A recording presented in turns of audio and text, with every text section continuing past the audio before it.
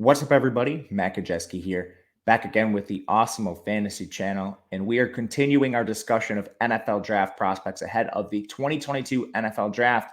And today we're talking running back James Cook coming out of Georgia.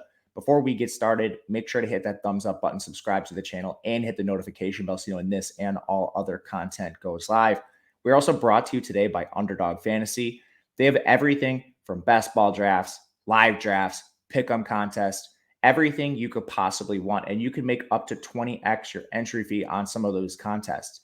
Use the promo code Awesemo to get a match deposit bonus up to $100. So make sure to check out Underdog Fantasy today. And diving into today's discussion, we have Georgia running back James Cook. Already talked his teammate Zamir White, and that's important. When we look at Georgia backs, they're a little different than evaluating some small school backs or even some other Power 5 schools. Georgia has so many 4- and 5-star recruits at the position that they can afford to platoon them in timeshares. And we've seen that with players like Nick Chubb, like Sony Michel. And the case is the same here with Zamir White and James Cook. However, James Cook immediately started winning when he stepped on the scales at the NFL Combine. This is a guy that checked in at 199 pounds after there were concerns with his weight. So he immediately fixed that box, and he's got good size outside of that, 5'11". He ran a 4.42 40-yard dash, so the athleticism is there. He is a bit older, 22 and a half years old. That is because he was a senior. We see that a lot with Georgia prospects, including teammate Zamir White. But coming out of high school, this guy was highly recruited like most Georgia backs, 4-star recruit, the number 3 all-purpose back in the 2018 class. And he is the brother of Dalvin Cook. When we look at the profile, just like the size suggests, he was used primarily as a third down back early in his career, but then worked his way into a larger role this past year. When we look at the production that is from the 2021 season, he did have 113 carries for 728 yards, but that's still not his game. The early down grinder in the team was Zamir White.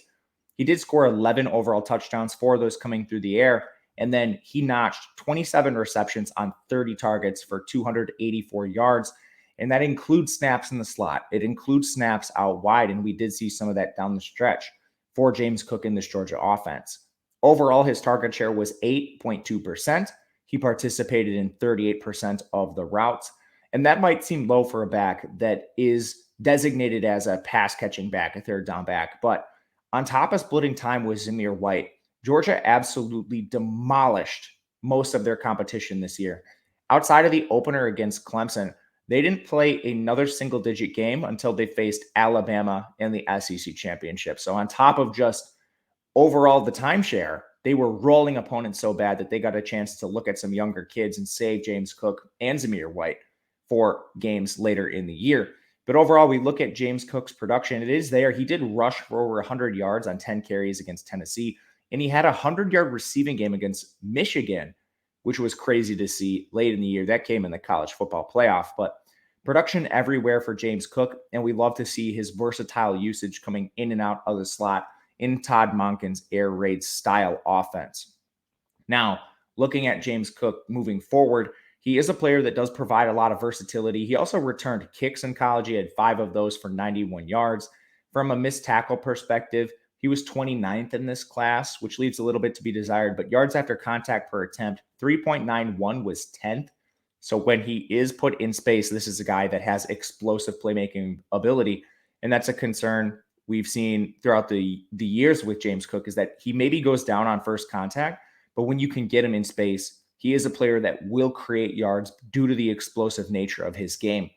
Injury is not really a concern. He did miss a game due to shoulder injury in 2020. But overall, James Cook has remained healthy despite the size profile he brings too. When we look at comparables at the next level, Georgia backs are always a bit interesting to evaluate just because of their lack of production and timeshares. But I think there are some solid comparisons. I'll bring you back to the size and the athleticism metrics. A couple pass-catching backs really stand out among this group. Overall, we get Shane Vereen, we get CJ Spiller. And again, these are backs that are a little slighter in size, so it makes sense here. But not only that, Tyler Irvin pops up, Justice Hill pops up, and Darrington Evans in recent years. I think he's somewhere on that spectrum because of the pass-catching ability. Players like Vereen, Spiller, and Tyler Irvin all had target shares in college north of 12%, which is similar to what I expect James Cook would have been in a full-time workload. We also get some elite rushers a little bit further down the profile. We have Jamal Charles, Christian McCaffrey, and Reggie Bush. All of them were under 203 pounds. All of them ran a sub 4.5 40-yard dash, but there are a bit of outliers here. Christian McCaffrey has since put on a lot of weight, so his 202 pounds at the combine doesn't really make sense here. Jamal Charles and Reggie Bush had far more production than James Cook, and I would consider them outliers in this group, but names that did pop up in this cohort nonetheless. Overall, James Cook profiles as an elite pass catching back with some ability to handle extra workload, maybe in just competitive games, or if there's an injury in the backfield, similar to a CJ Spiller and a Shane Vereen. Overall, Cook expects to come off the board pretty early in this draft, and teams that need a pass catching running back will likely take a look at James Cook. I think Houston could make some sense. Tennessee definitely needs a complement to Derrick Henry in this kind of offense. Arizona also needs a pass catching complement to James Conner after losing Chase Edmonds. So those are a couple teams that have ample draft capital on day 2 as well as day 3 that could take a look at James Cook. Let me know where you think James Cook comes off the board and to what team. My name is Matt Gajewski on Twitter at Matt_Gajewski. Thank you for watching, and we'll see you again next time.